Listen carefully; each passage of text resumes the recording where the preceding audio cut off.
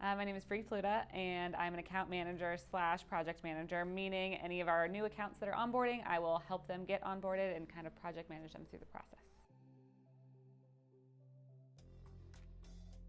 So my first role out of college was actually at Pepsi, so Fortune 50 company. I was in the supply chain, so I worked on the floors there. So actually, in the warehouse, in the mechanics department, in production.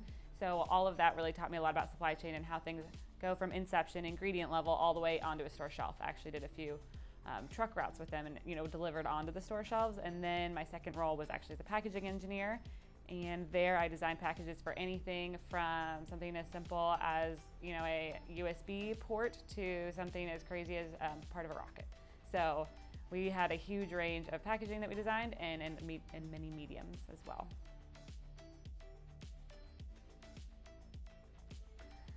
The industry in packaging has changed a lot. Everything is getting smaller. Everything has to be sustainable now. So and we were doing a closed loop system at my previous job as a packaging engineer. So nothing could be disposed of. Everything needed to be robust enough to get through a full closed loop system, as in it gets packaged, a consumer uses it, they return the package, and then it gets reused again. Potentially sent back to Asia to be recycled, and back here to be reused again and again.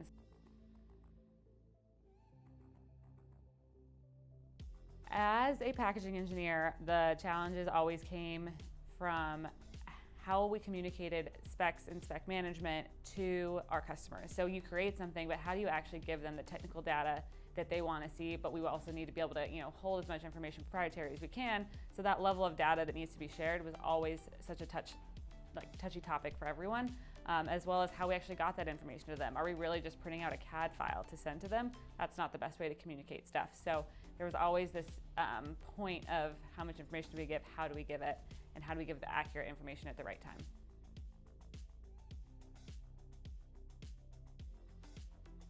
I actually bought SpecRight at one of my previous companies because we had pain points that are being highlighted here.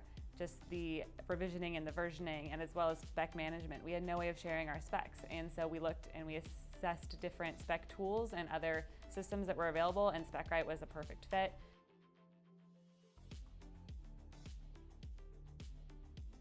I joined SpecRight because as a customer, I saw the amount of value it could provide and how easily it could provide it. The amount of work that they did with us to get us onboarded and to make sure everything was fitting our business processes was a great feeling on the customer side. The customer service was great, and the team that was supporting was phenomenal. They helped me along the way the whole entire time. So when I was presented with the opportunity to go to user group and learn more and able to meet the management team and everyone that worked here, I was immediately convinced that this was a growing company and the place to be.